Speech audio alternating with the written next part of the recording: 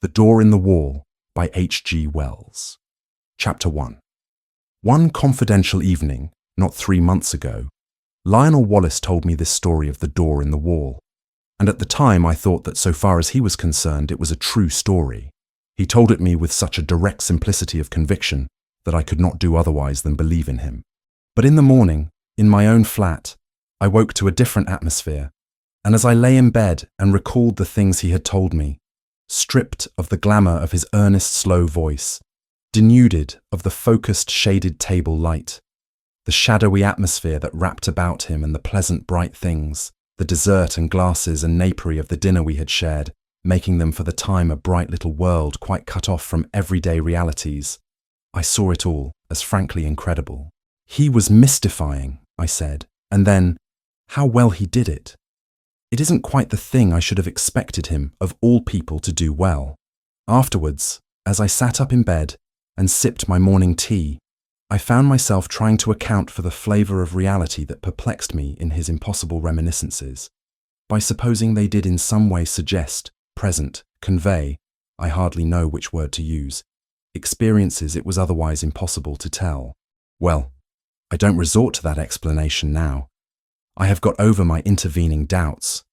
I believe now, as I believed at the moment of telling, that Wallace did to the very best of his ability strip the truth of his secret for me.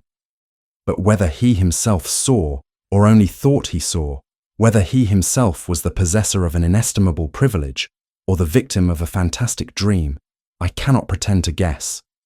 Even the facts of his death, which ended my doubts forever, throw no light on that. That much the reader must judge for himself. I forget now what chance comment or criticism of mine moved so reticent a man to confide in me. He was, I think, defending himself against an imputation of slackness and unreliability I had made in relation to a great public movement in which he had disappointed me. But he plunged suddenly. "I have," he said, "a preoccupation. I know," he went on, after a pause that he devoted to the study of his cigar ash. "I have been negligent. The fact is, it isn't a case of ghosts or apparitions, but it's an odd thing to tell of, Redmond. I am haunted. I am haunted by something that rather takes the light out of things, that fills me with longings." He paused, checked by that English shyness that so often overcomes us when we would speak of moving or grave or beautiful things. "You were at St. Athelstan's all through," he said, and for a moment, that seemed to me quite irrelevant. "Well," and he paused. Then very haltingly at first, but afterwards more easily, he began to tell of the thing that was hidden in his life, the haunting memory of a beauty and a happiness that filled his heart with insatiable longings that made all the interests and spectacle of worldly life seem dull and tedious and vain to him. Now that I have the clue to it, the thing seems written visibly in his face. I have a photograph in which that look of detachment has been caught and intensified. It reminds me of what a woman once said of him, a woman who had loved him greatly. "Suddenly," she said, "the interest goes out of him. He forgets you. He doesn't care a rap for you, under his very nose." Yet the interest was not always out of him, and when he was holding his attention to a thing Wallace could contrive to be an extremely successful man. His career, indeed, is set with successes. He left me behind him long ago. He soared up over my head and cut a figure in the world that I couldn't cut, anyhow. He was still a year short of 40, and they say now that he would have been in office, and very probably in the new cabinet if he had lived. At school he always beat me without effort, as it were by nature. We were at school together at St. Athelstan's College in West Kensington for almost all our school time. He came into the school as my co-equal, but he left far above me in a blaze of scholarships and brilliant performance. Yet I think I made a fair average running, and it was at school I heard first of the door in the wall, that I was to hear of a second time only a month before his death. To him at least the door in the wall was a real door leading through a real wall to immortal realities. Of that I am now quite assured. And it came into his life early, when he was a little fellow between 5 and 6. I remember how, as he sat making his confession to me with a slow gravity, he reasoned and reckoned the date of it. There was, he said, a crimson Virginia creeper in it. All one bright uniform crimson in a clear amber sunshine against a white wall. That came into the impression somehow, though I don't clearly remember how, and there were horse chestnut leaves upon the clean pavement outside the green door. They were blotched yellow and green, not brown nor dirty, so that they must have been new fallen. I take it that means October. I look out for horse chestnut leaves every year, and I ought to know. If I'm right in that, I was about 5 years and 4 months old.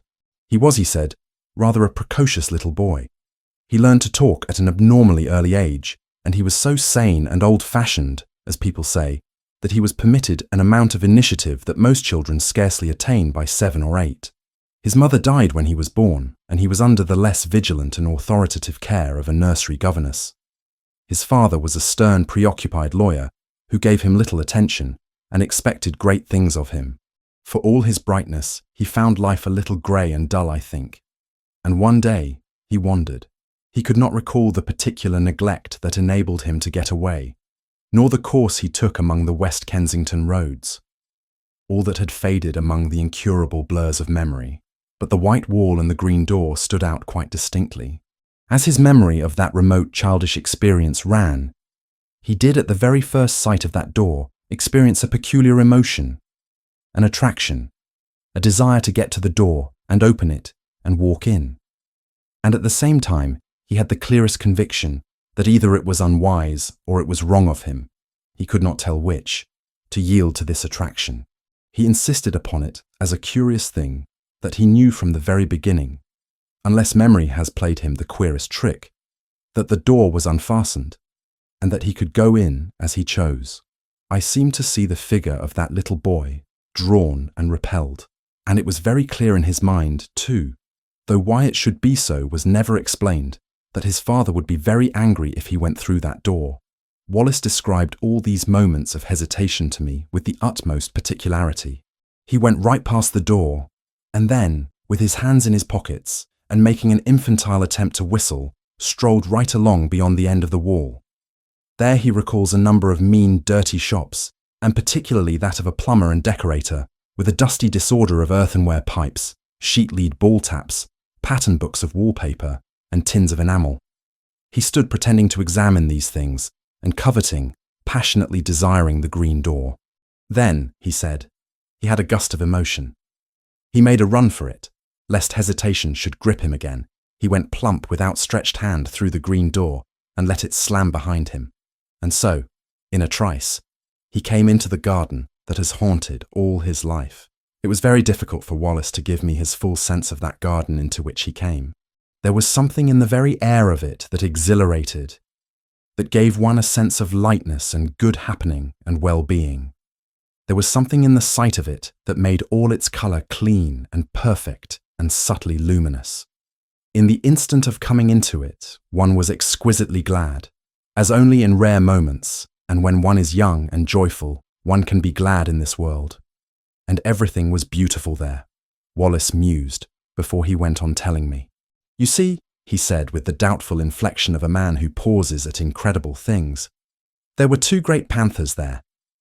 Yes, spotted panthers. And I was not afraid. There was a long, wide path with marble-edged flower borders on either side, and these 2 huge, velvety beasts were playing there with a ball. One looked up and came towards me, a little curious as it seemed. It came right up to me, rubbed its soft, round ear very gently against the small hand I held out, and purred. It was, I tell you, an enchanted garden. I know. And the size. Oh, it stretched far and wide, this way and that. I believed there were hills far away. Heaven knows where West Kensington had suddenly got to. And somehow it was just like coming home. You know, in the very moment the door swung to behind me, I forgot the road with its fallen chestnut leaves, its cabs and tradesmen's carts. I forgot the sort of gravitational pull back to the discipline and obedience of home.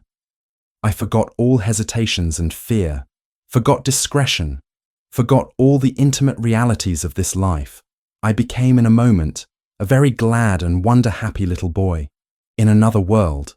It was a world with a different quality, a warmer, more penetrating and mellower light, with a faint clear gladness in its air, and wisps of sun-touched cloud in the blueness of its sky. And before me ran this long wide path, invitingly, with weedless beds on either side, rich with untended flowers, and these two great panthers. I put my little hands fearlessly on their soft fur, and caressed their round ears and the sensitive corners under their ears, and played with them, and it was as though they welcomed me home. There was a keen sense of homecoming in my mind, and when presently a tall, fair girl appeared in the pathway, and came to meet me, smiling, and said, "Well," to me, and lifted me, and kissed me, and put me down, and led me by the hand. There was no amazement, but only an impression of delightful rightness, of being reminded of happy things that had in some strange way been overlooked. There were broad steps, I remember, that came into view between spikes of delphinium, and up these we went to a great avenue between very old and shady dark trees. All down this avenue, you know, between the red-chapped stems, were marble seats of honour and statuary, and very tame and friendly white doves. And along this avenue my girlfriend led me, looking down. I recall the pleasant lines, the finely modelled chin of her sweet kind face, asking me questions in a soft, agreeable voice, and telling me things, pleasant things I know, though what they were I was never able to recall. And presently a little capuchin monkey, very clean, with a fur of ruddy brown and kindly hazel eyes, came down a tree to us and ran beside me, looking up at me and grinning, and presently leapt to my shoulder. So we went on our way in great happiness. He paused. "Go on," I said. "I remember little things. We passed an old man musing among laurels, I remember, and a place gay with paroquets, and came through a broad shaded colonnade to a spacious cool palace, full of pleasant fountains, full of beautiful things, full of the quality and promise of heart's desire. And there were many things and many people, some that still seem to stand out clearly and some that are a little vague, but all these people were beautiful and kind. In some way, I don't know how, it was conveyed to me that they all were kind to me, glad to have me there, and filling me with gladness by their gestures, by the touch of their hands, by the welcome and love in their eyes. Yes." He mused for a while. "Playmates I found there. That was very much to me, because I was a lonely little boy. They played delightful games in a grass-covered court where there was a sundial set about with flowers, and as one played one loved. But it's odd, there's a gap in my memory. I don't remember the games we played. I never remembered. Afterwards, as a child, I spent long hours trying, even with tears, to recall the form of that happiness. I wanted to play it all over again, in my nursery, by myself. No, all I remember is the happiness and two dear playfellows who were most with me. Then presently came a sombre, dark woman, with a grave, pale face and dreamy eyes, a sombre woman wearing a soft, long robe of pale purple, who carried a book and beckoned and took me aside with her into a gallery above a hall, though my playmates were loth to have me go, and ceased their game and stood watching as I was carried away. "Come back to us," they cried. "Come back to us soon." I looked up at her face, but she heeded them not at all. Her face was very gentle and grave. She took me to a seat in the gallery, and I stood beside her, ready to look at her book as she opened it upon her knee. The pages fell open. She pointed, and I looked, marvelling. For in the living pages of that book, I saw myself. It was a story about myself, and in it were all the things that had happened to me since ever I was born.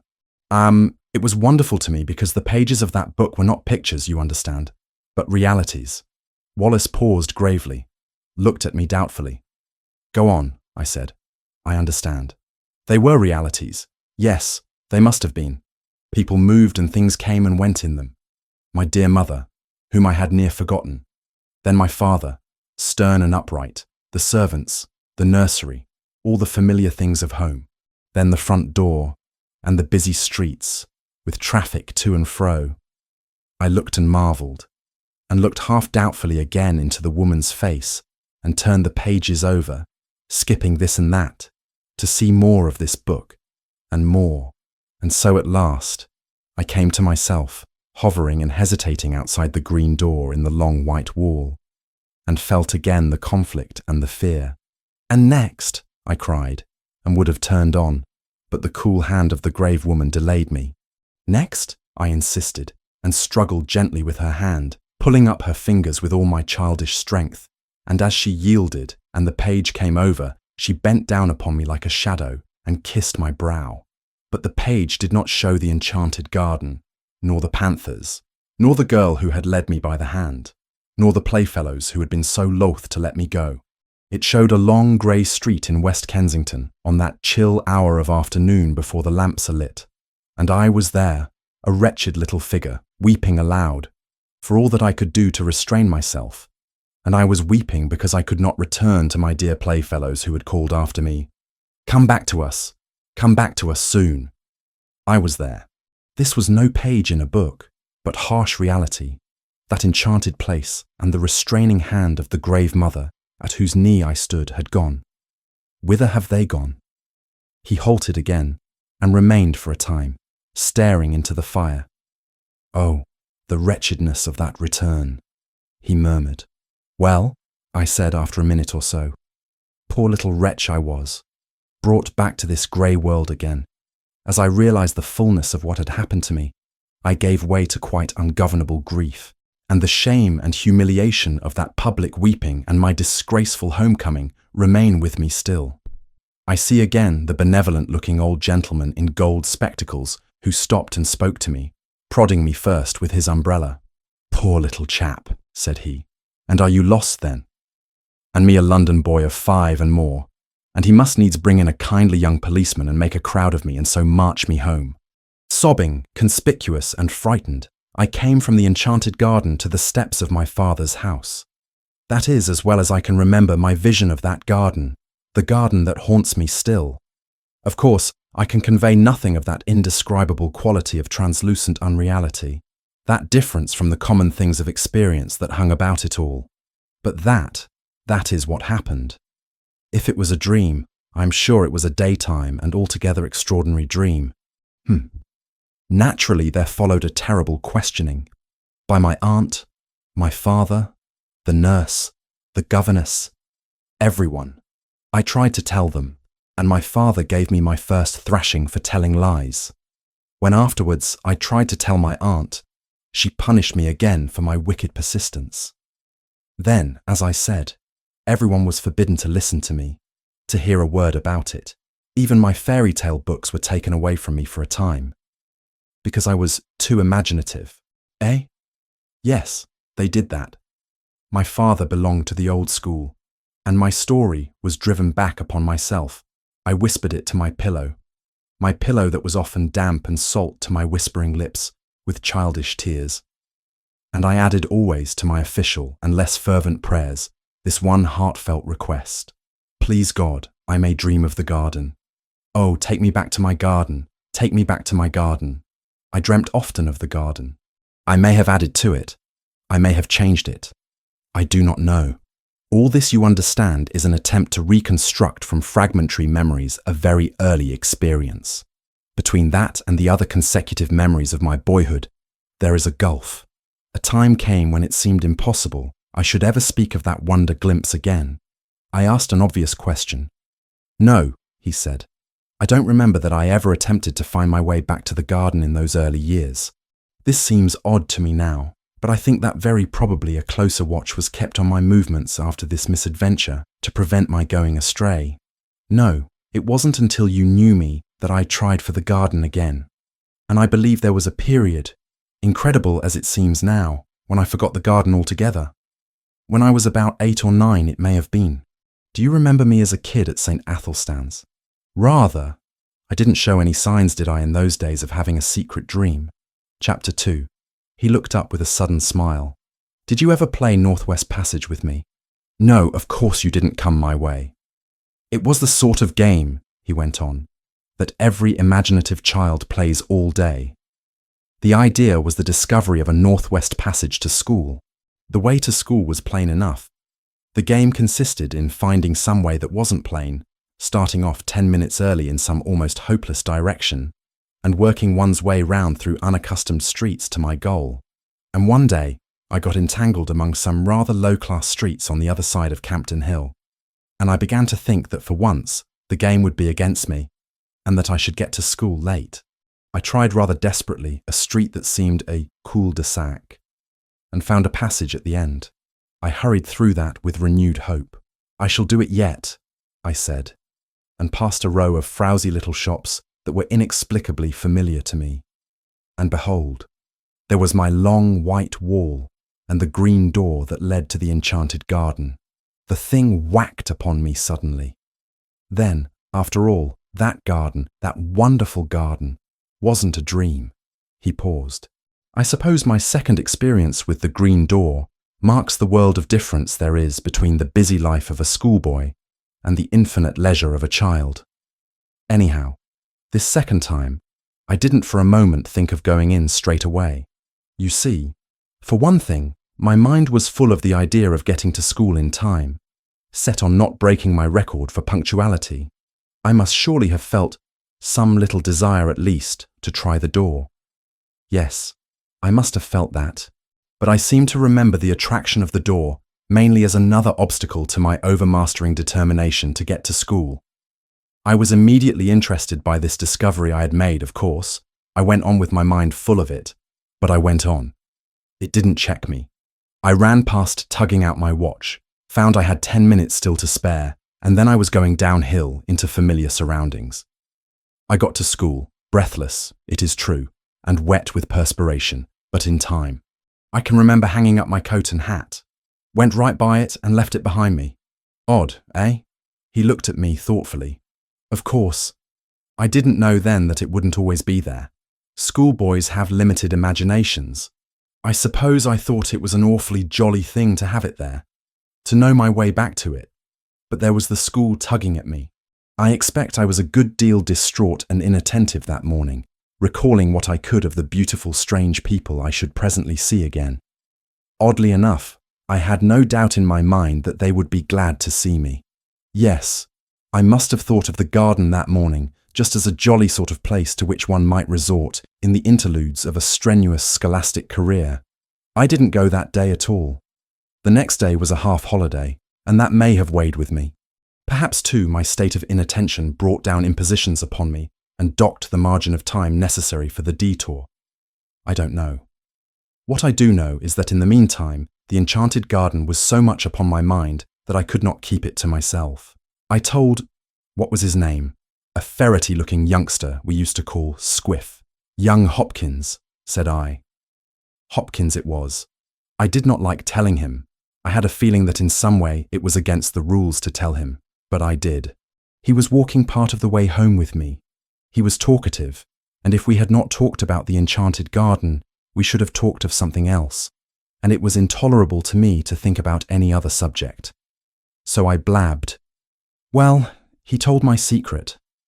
The next day in the play interval, I found myself surrounded by half a dozen bigger boys, half teasing and wholly curious to hear more of the enchanted garden. There was that big Fawcett, you remember him, and Carnaby and Morley Reynolds. You weren't there by any chance? No, I think I should have remembered if you were. A boy is a creature of odd feelings. I really believe, in spite of my secret self-disgust, a little flattered to have the attention of these big fellows. I remember particularly a moment of pleasure caused by the praise of Crawshaw. You remember Crawshaw Major, the son of Crawshaw the composer, who said it was the best lie he had ever heard. But at the same time, there was a really painful undertow of shame at telling what I felt was indeed a sacred secret. That beast Fawcett made a joke about the girl in green. Wallace's voice sank with the keen memory of that shame. I pretended not to hear, he said. Well, then Carnaby suddenly called me a young liar and disputed with me when I said the thing was true. I said I knew where to find the green door, could lead them all there in 10 minutes. Carnaby became outrageously virtuous and said I'd have to, and bear out my words or suffer. Did you ever have Carnaby twist your arm? Then perhaps you'll understand how it went with me. I swore my story was true. There was nobody in the school then to save a chap from Carnaby, though Crawshaw put in a word or so. Carnaby had got his game. I grew excited and red-eared, and a little frightened. I behaved altogether like a silly little chap, and the outcome of it all was that instead of starting alone for my enchanted garden, I led the way presently, cheeks flushed, ears hot, eyes smarting, and my soul one burning misery and shame, for a party of 6 mocking, curious and threatening schoolfellows. We never found the white wall and the green door. You mean? I mean I couldn't find it. I would have found it if I could. And afterwards, when I could go alone, I couldn't find it. I never found it. I seem now to have been always looking for it through my schoolboy days, but I've never come upon it again. Did the fellows make it disagreeable? Beastly.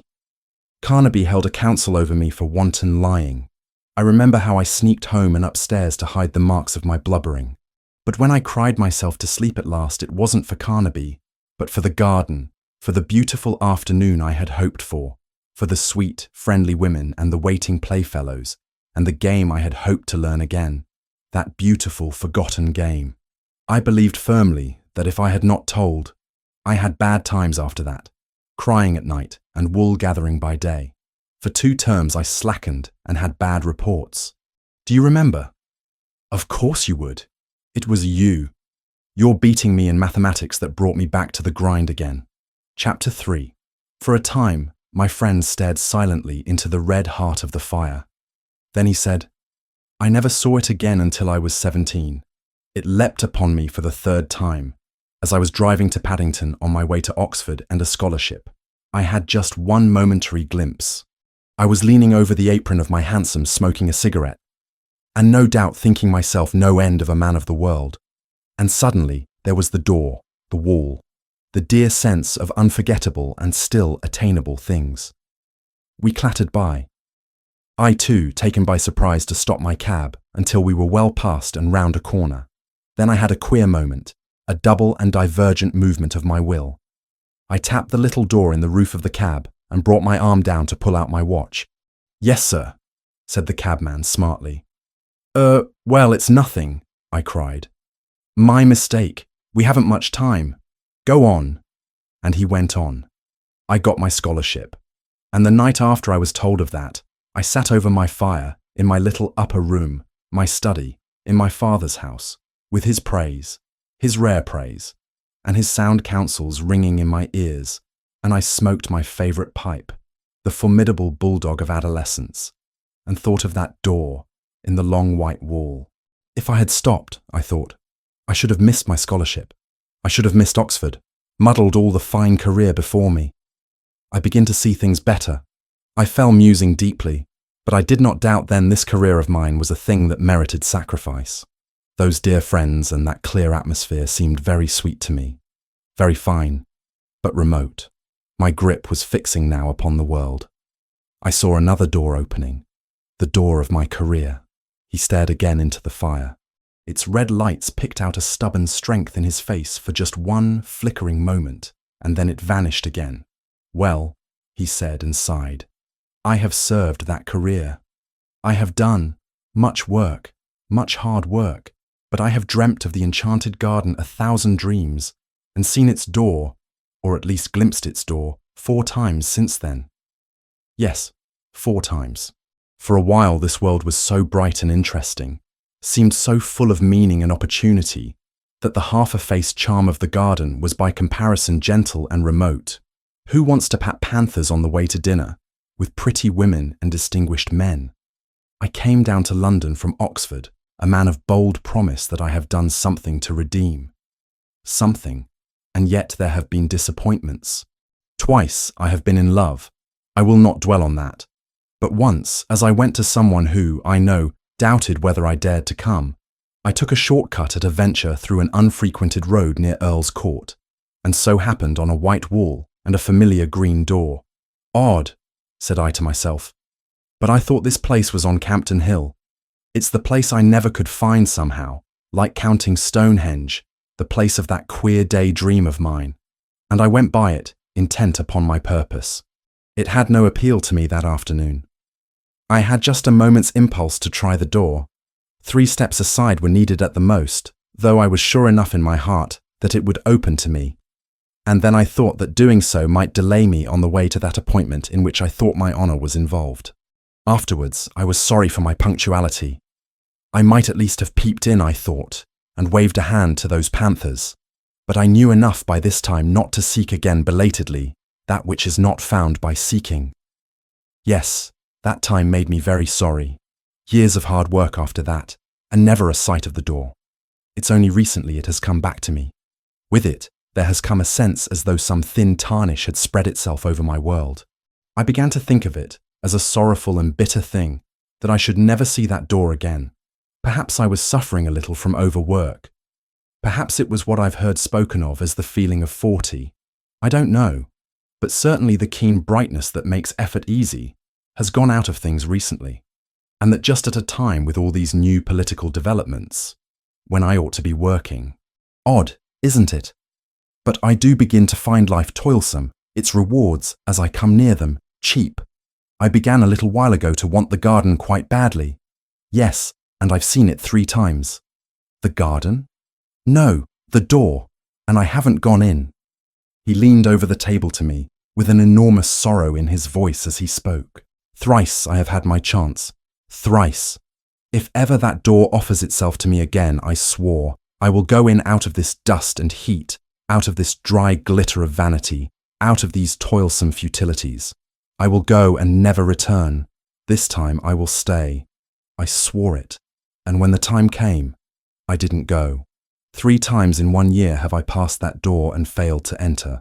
3 times in the last year. The first time was on the night of the Snatch Division on the Tenants' Redemption Bill, on which the government was saved by a majority of 3. You remember? No one on our side, perhaps very few on the opposite side, expected the end that night. Then the debate collapsed like eggshells. I and Hotchkiss were dining with his cousin at Brentford. We were both unpaired, and we were called up by telephone and set off at once in his cousin's motor. We got in barely in time, and on the way we passed my wall and door, livid in the moonlight, blotched with hot yellow as the glare of our lamps lit it, but unmistakable. "My God!" cried I. "What?" said Hotchkiss. "Nothing," I answered, and the moment passed. "I've made a great sacrifice," I told the whip as I got in. "They all have," he said, and hurried by.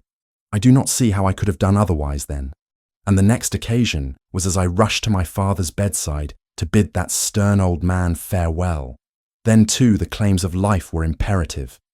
But the third time was different. It happened a week ago. It fills me with hot remorse to recall it. I was with Gurka and Ralph's. It's no secret now, you know, that I've had my talk with Gurka. We had been dining at Frobisher's, and the talk had become intimate between us. The question of my place in the reconstructed ministry lay always just over the boundary of the discussion. Yes, that's all settled. It needn't be talked about yet, but there's no reason to keep a secret from you. Yes, thanks. But let me tell you my story. Then, on that night, things were very much in the air. My position was a very delicate one. I was keenly anxious to get some definite word from Gurka, but was hampered by Ralph's presence. I was using the best power of my brain to keep that light and careless talk not too obviously directed to the point that concerns me. I had to. Ralph's behaviour since has more than justified my caution. Ralph's, I knew, would leave us beyond the Kensington High Street, and then I could surprise Gurka by a sudden frankness. One has sometimes to resort to these little devices, and then it was that in the margin of my field of vision I became aware once more of the white wall, the green door before us down the road. We passed it talking. I passed it. I can still see the shadow of Gurka's marked profile, his opera hat tilted forward over his prominent nose, the many folds of his neck wrap going before my shadow and Ralph's as we sauntered past. I passed within 20 inches of the door. If I say good night to them and go in, I asked myself, what will happen? And I was all a tingle for that word with Gurka. I could not answer that question in the tangle of my other problems. They will think me mad, I thought. And suppose I vanish now? Amazing disappearance of a prominent politician. That weighed with me. 1,000 inconceivably petty worldlinesses weighed with me in that crisis. Then he turned on me with a sorrowful smile and speaking slowly. "Here I am," he said. "Here I am," he repeated, "and my chance has gone from me. 3 times in 1 year the door has been offered me, the door that goes into peace, into delight, into a beauty beyond dreaming, a kindness no man on earth can know. And I have rejected it, Redmond, and it has gone. How do you know? I know. I know. I am left now to work it out, to stick to the tasks that held me so strongly when my moments came. You say, I have success. This vulgar, tawdry, irksome, envied thing. I have it. He had a walnut in his big hand. If that was my success, he said, and crushed it, and held it out for me to see. Let me tell you something, Redmond. This loss is destroying me. For 2 months, for 10 weeks nearly now, I have done no work at all, except the most necessary and urgent duties. My soul is full of inappeasable regrets. At nights, when it is less likely I shall be recognized, I go out. I wonder. Yes, I wonder what people would think of that if they knew. A cabinet minister, the responsible head of that most vital of all departments, wandering alone, grieving, sometimes near audibly lamenting, for a door, for a garden. Chapter 4. I can see now his rather pallid face, and the unfamiliar sombre fire that had come into his eyes. I see him very vividly tonight. I sit recalling his words, his tones, and last evening's Westminster Gazette still lies on my sofa, containing the notice of his death. At lunch today the club was busy with him and the strange riddle of his fate. They found his body very early yesterday morning in a deep excavation near East Kensington Station. It is one of 2 shafts that have been made in connection with an extension of the railway southward. It is protected from the intrusion of the public by a hoarding upon the high road, in which a small doorway has been cut for the convenience of some of the workmen who live in that direction. The doorway was left unfastened through a misunderstanding between 2 gangers, and through it he made his way. My mind is darkened with questions and riddles. It would seem he walked all the way from the house that night. He has frequently walked home during the past session. And so it is, I figure his dark form coming along the late and empty streets, wrapped up, intent. And then did the pale electric lights near the station cheat the rough planking into a semblance of white? Did that fatal unfastened door awaken some memory? Was there, after all, ever any green door in the wall at all? I do not know. I have told his story as he told it to me. There are times when I believe that Wallace was no more than the victim of the coincidence between a rare but not unprecedented type of hallucination and a careless trap. But that indeed is not my profoundest belief. You may think me superstitious if you will and foolish, but indeed I am more than half convinced that he had in truth an abnormal gift and a sense, something, I know not what, that in the guise of wall and door offered him an outlet, a secret and peculiar passage of escape into another and altogether more beautiful world. At any rate, you will say, it betrayed him in the end. But did it betray him? There you touch the inmost mystery of these dreamers, these men of vision and the imagination. We see our world fair and common, the hoarding and the pit. By our daylight standard he walked out of security into darkness, danger, and death. But did he see like that?